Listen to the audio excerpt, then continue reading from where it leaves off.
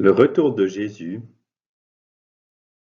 prédication sur Apocalypse chapitre 1, les versets 1 à 8 de Jean-Georges Kantenbein, directeur régional Alsace-Lorraine.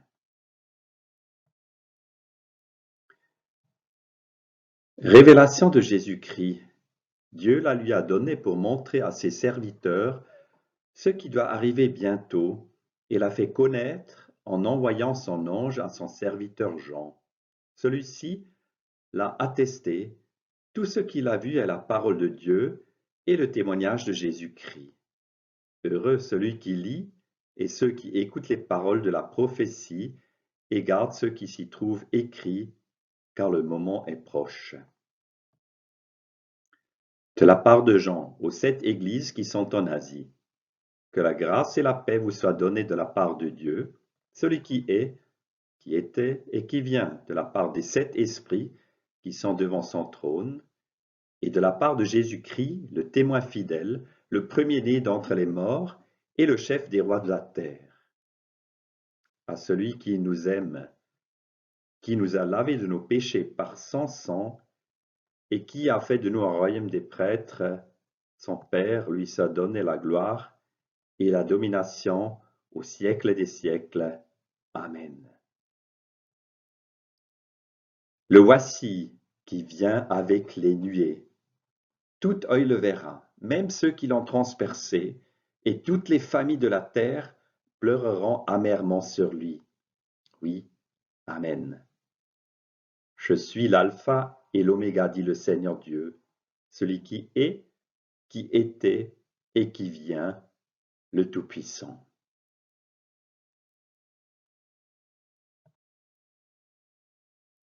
Chers frères et sœurs, chers amis, quelles associations liez-vous au dernier livre de la Bible, l'Apocalypse?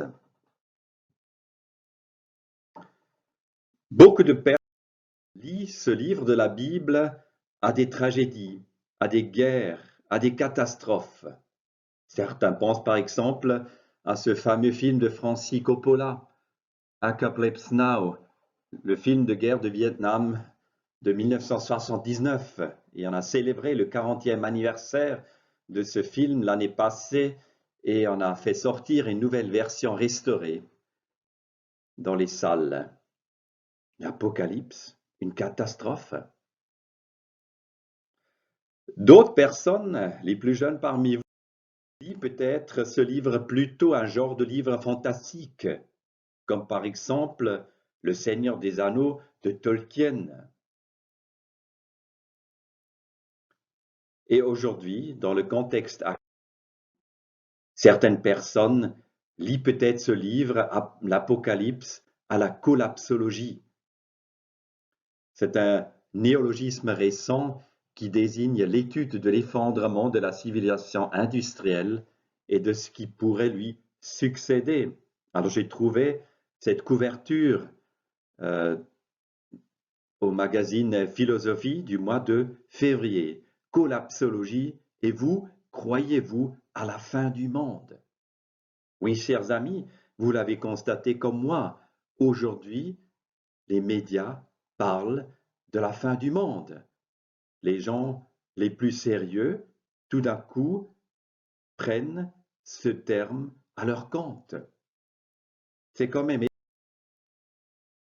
Les messagers de la fin ont changé aujourd'hui. Ce ne sont plus les mêmes personnes qui parlent de la fin du monde. Dans les années 1980 ou 1990, le mouvement évangélique avait encore ce message en son sein du retour de Jésus et de la fin du monde.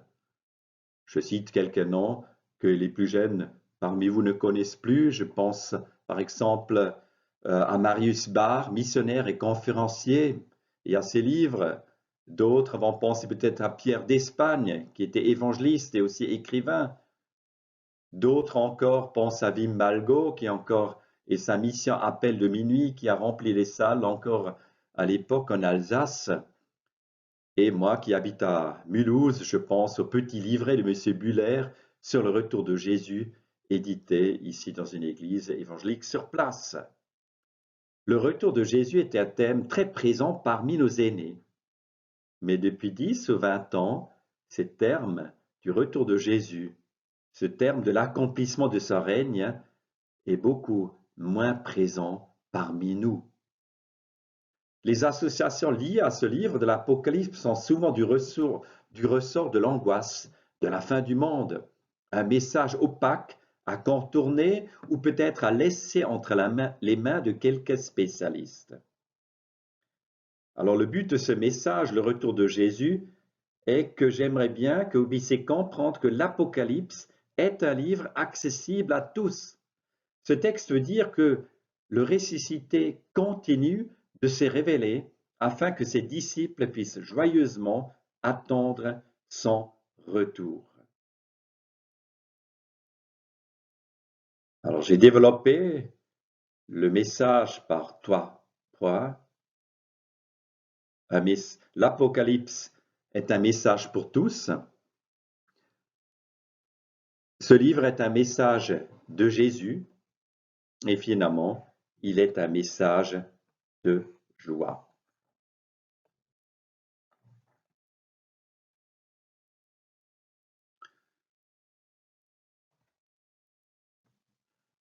Premier point, l'Apocalypse est un message pour tous. Au-delà des associations négatives envers ce livre, il y a des réels problèmes d'interprétation. C'est un livre unique de la Bible parce qu'il englobe 3 genres. Regardons rapidement la signification de chacun de ces 3 genres. Le premier genre, l'Apocalypse, est un livre apocalyptique. L'Apocalypse signifie révélation, dévoilement, rien à voir avec le sens actuel du terme. C'est un terme positif et c'est une révélation de Jésus-Christ.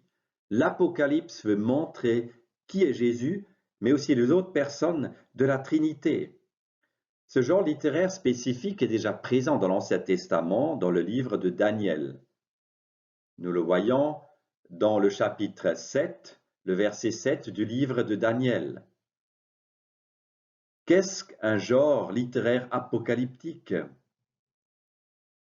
C'est un dévoilement d'une réalité spirituelle à travers un médiateur d'un autre monde vers un destinataire humain.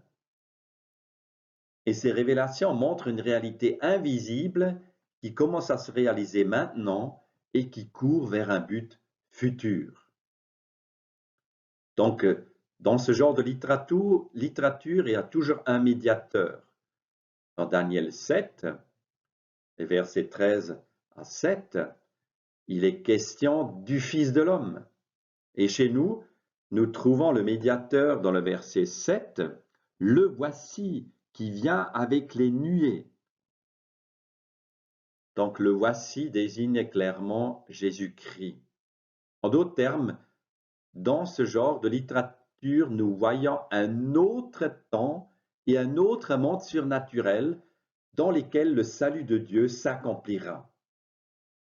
Nous voyons l'avenir et nous voyons le ciel et nous voyons le progrès du salut de Dieu. Deuxième genre de littérature de ce livre, c'est une prophétie. Verset 3. Heureux celui qui lit et ceux qui écoutent les paroles de la prophétie. Jean appartient probablement au cercle des prophètes de la province Asie. Il était actif dans les 7 églises destinataires de ce livre. Les prophètes prophétisaient habituellement au culte, ce que Jean faisait également. Jean a transformé cette prophétie en une œuvre littéraire conçue pour être lue à haute voix pendant le culte. Jean, comme tous les autres comme tous les auteurs des livres du Nouveau Testament, baigne dans la prophétie de l'Ancien Testament. Le prophète chrétien reprend à son compte les prophéties de l'Ancienne Alliance pour les interpréter à la lumière de la venue de Jésus-Christ. Quels sont alors les buts de la prophétie, chers amis? Une prophétie, c'est d'abord un message pour le présent. Et Jean s'adresse ici aux enjeux spirituels des 7 églises nommées dans ce livre. Et ensuite, c'est aussi un message qui tend vers l'avenir, vers l'accomplissement de l'histoire par la venue de Jésus en gloire. Troisième genre de livre, c'est une lettre circulaire, verset 4, de la part de Jean aux 7 églises qui sont en Asie. Jean de Patmos s'adresse aux 7 églises et garde donc d'abord la propriété d'une épître à destinataire unique. Il faut lire l'Apocalypse d'abord dans cette perspective. Le symbolisme de ce livre nous oblige ensuite à voir que le chiffre 7 représente la totalité, donc la globalité des églises du 1er siècle. Les 7 messages aux 7 églises sont une introduction au reste du livre. Il y a un message personnalisé pour chaque église de l'époque, mais aussi une interpellation pour nous aujourd'hui. Ça veut dire que le chapitre 4 n'est pas un nouveau thème, mais la suite. Chers amis, l'Apocalypse est un livre pour nous tous. Bible en main, Apocalypse en main, tu auras la meilleure grille de lecture de ce monde. Sans cette grille, il te manque l'orientation et surtout l'espérance. Tu vas te noyer dans la masse des informations et des images.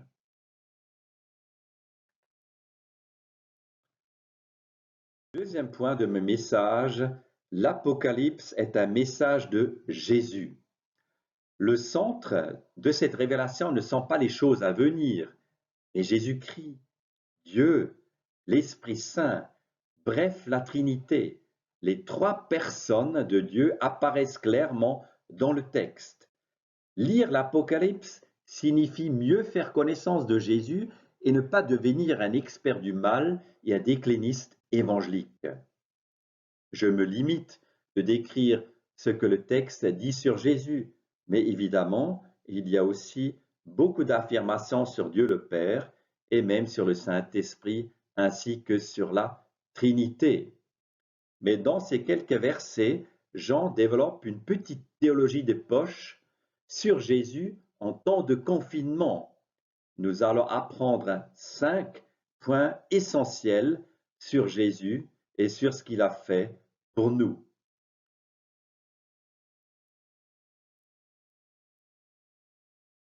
Le premier point que nous découvrons, c'est au début du verset 5.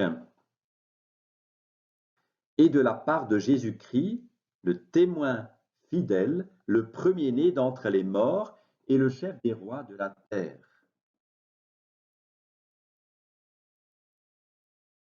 Dans ce court verset, Jean nous présente la vie de Jésus par 3 titres. Il s'agit du témoin fidèle, c'est le martyr, donc c'est l'événement de la croix dans la vie de Jésus. Ensuite, le deuxième titre, c'est le premier-né d'entre les morts. Il s'agit de la résurrection de Jésus et finalement du chef des rois. Et ceci correspond à l'ascension de Jésus-Christ. Donc nous voyons ici les 3 événements principaux de la vie de Jésus, visibles dans 3 titres de Jésus: la croix, la résurrection et l'ascension.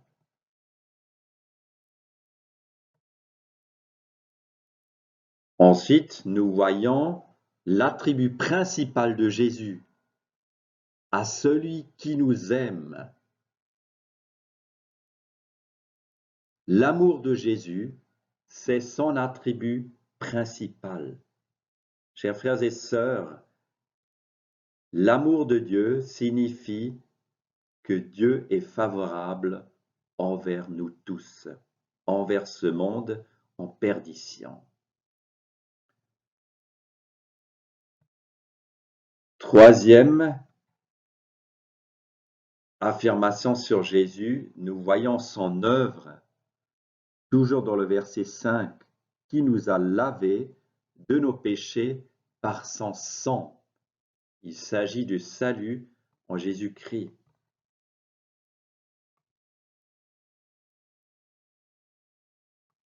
Ensuite, la création, qu'est-ce que Jésus crée? Au début du verset 6, et qui a fait de nous un royaume des prêtres pour Dieu son Père. Donc Dieu a fait de nous un royaume, il a créé une société alternative là où sa volonté est connue et aimée. Et finalement, et c'est certainement l'accent de ce texte, il s'agit du jugement de Jésus. La puissance de Jésus est visible dans le jugement, et donc c'est le verset principal, le verset 7. Le voici qui vient avec les nuées. Tout œil le verra, même ceux qui l'ont transpercé, et toutes les familles de la terre pleureront amèrement sur lui. Oui, Amen. Ce verset est une combinaison de deux citations de Daniel 7, verset 13, et de Zacharie 12, versets 10 à 14.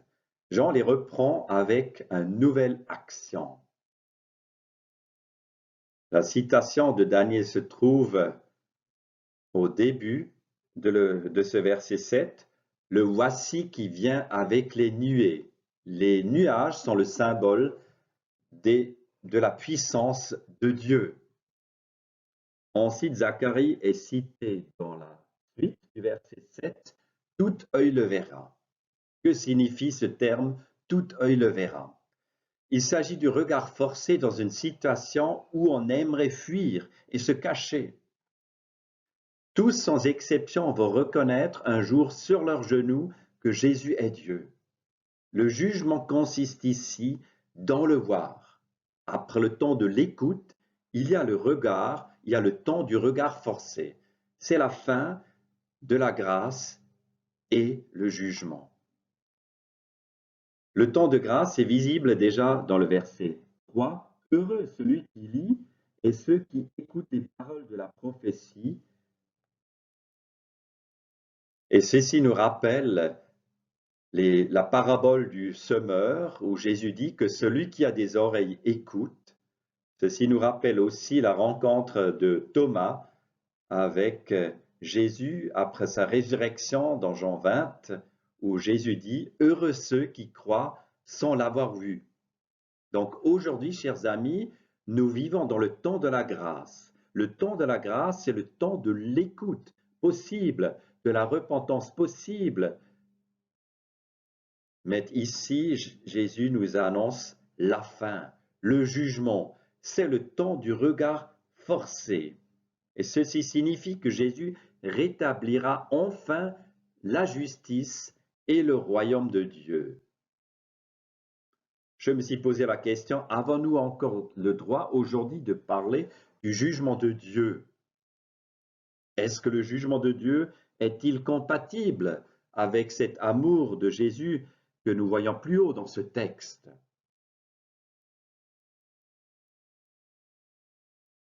Chers amis, le jugement de Dieu a une fonction très importante. Les dernières semaines, j'ai parcouru le livre d'Ésaïe et j'ai par exemple lu dans le chapitre 26, verset 29, le verset suivant, « Lorsque tes jugements, donc les jugements de Dieu, s'exercent sur la terre, les habitants du monde apprennent la justice. » Donc, première fonction du jugement, le jugement dévoile la justice de Dieu.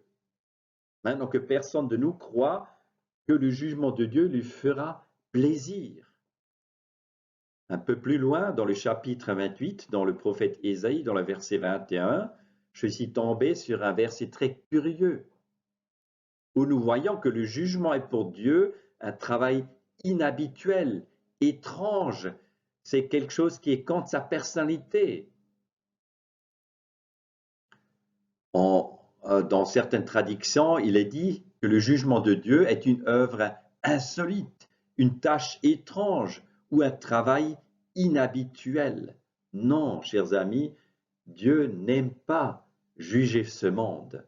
Il nous aime, mais le jugement sert à rétablir la justice. C'est ce que Jésus fera quand il reviendra. C'est donc l'heure pour nous de nous sonder et de nous juger aujourd'hui. Nous sommes aujourd'hui dans une crise de l'épidémie du coronavirus et j'entends souvent maintenant à la radio et à la télé qu'il faudrait aller à la recherche de l'essentiel. Pour nous, le message du retour de Jésus signifie aussi de revenir à Dieu, de revoir nos priorités et de nous centrer sur Jésus. Alors, chers frères et sœurs, cette question se pose aussi à nous tous. Que faudrait-il dans notre vie se laisser juger par Dieu? Où est-ce qu'il y a des compromis dans ma vie? Où est-ce qu'il y a un péché dans ma vie que je ne voudrais pas abandonner? Est-ce que Jésus est vraiment encore la priorité des priorités? Est-ce que je participe activement à la construction de son règne?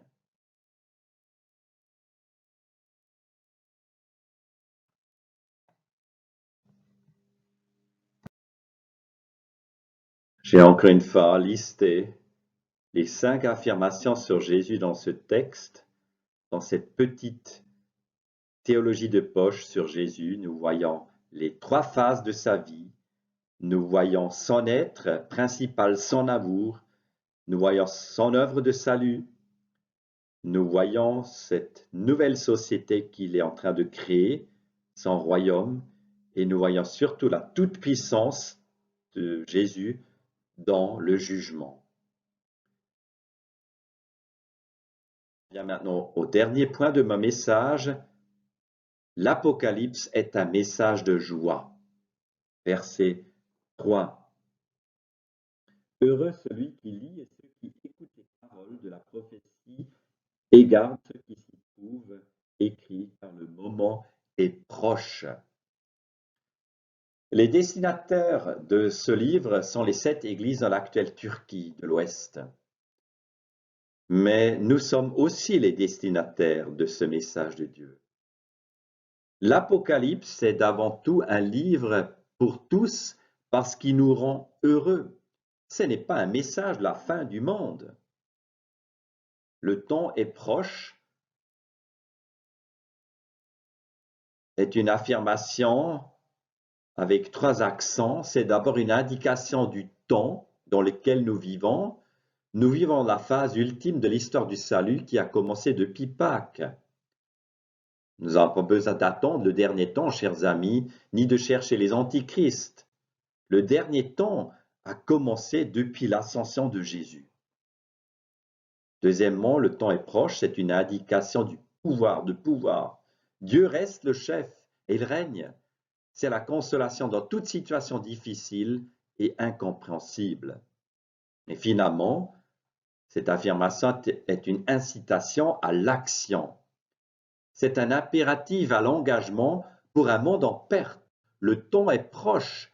C'est l'unique raison de notre bonheur. Jésus revient et il est proche. Cette crise que nous traversons nous pose vraiment la question de nos priorités, mais aussi la question du sens de notre vie sur cette terre. Pourquoi suis-je encore là? Pourquoi le Seigneur Jésus n'est pas encore revenu? Il faudrait dire et redire que nous vivons actuellement dans un temps entre l'ascension et le retour en gloire de Jésus. Dieu a élargi le temps de la grâce jusqu'à ce que son Fils Jésus reviendra pour le jugement. Et pendant ce temps, il y a 2 événements principaux. Il y a l'effusion de l'Esprit et le progrès de la mission. Donc, si nous sommes encore là, chers amis, sur cette terre, il y a un seul but, un seul objectif principal, c'est faire progresser l'Évangile. Aujourd'hui, nous entendons beaucoup de prières pour implorer Dieu pour qu'il arrête cette pandémie. Évidemment, elle est dramatique et elle me concerne aussi. Mais prions-nous pour l'arrêt de cette pandémie ou prions-nous cela la préoccupation de Dieu que son évangile puisse se répandre dans le monde entier.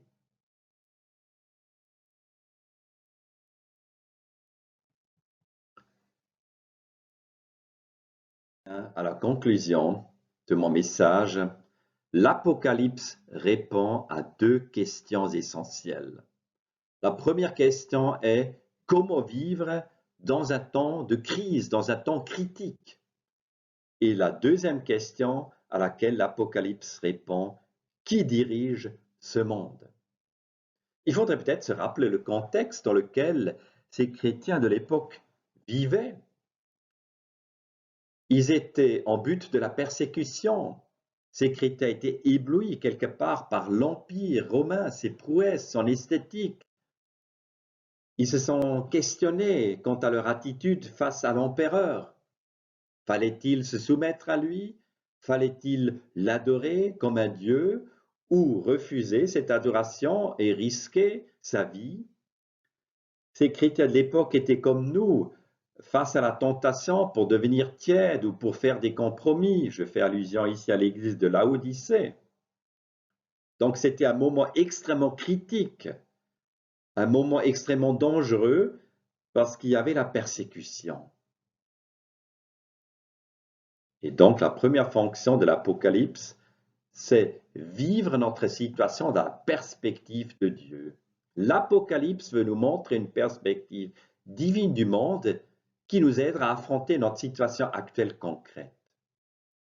Donc l'effet des visions que nous lisons dans ce livre, par exemple la vision du ciel, est d'élargir le monde des lecteurs, à la fois au niveau de l'espace jusqu'au ciel et du temps jusqu'au retour de Jésus-Christ. Donc, ce livre veut ouvrir le monde de ces chrétiens à la réalité spirituelle. Je le dirai plus simplement. Ce livre nous montre le ciel afin que nous puissions discerner notre temps, mieux vivre en tant que chrétiens et mieux servir Dieu.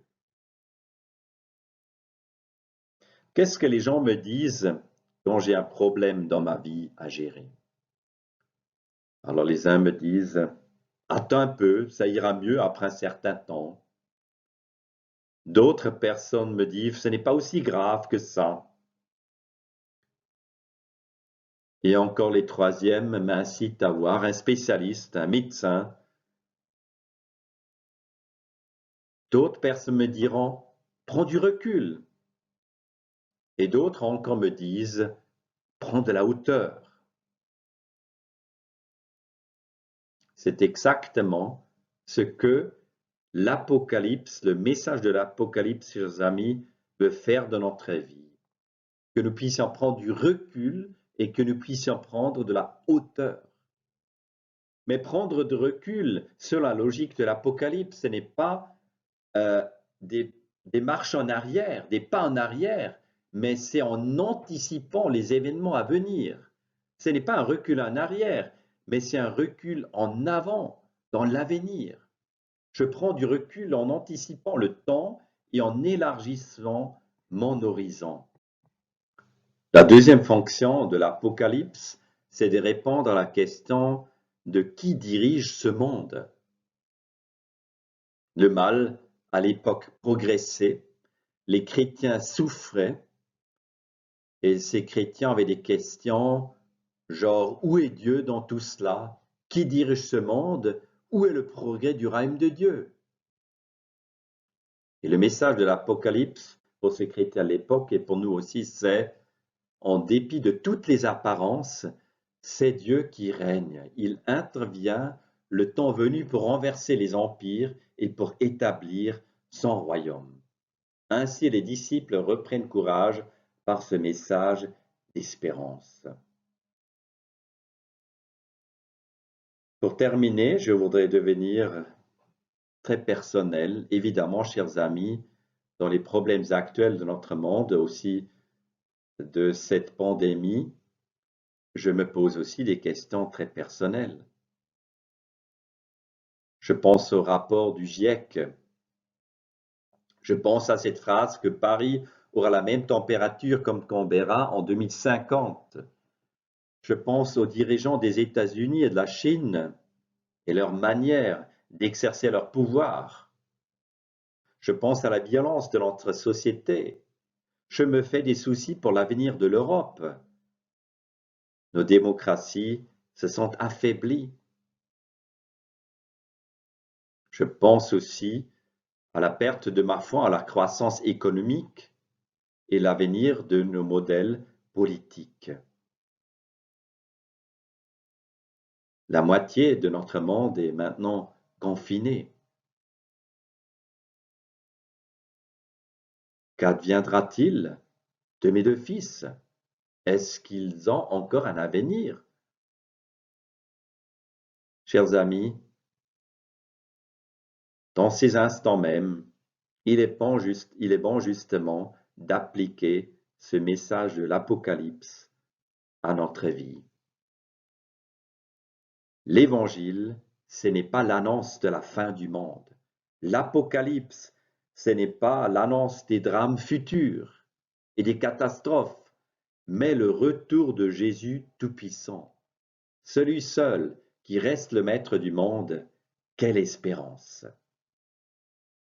Que le Seigneur Jésus nous garde dans sa paix et que nous puissions nous rappeler que l'Apocalypse répond à ces deux questions. Comment vivre dans un temps de crise et qui dirige ce monde? Amen.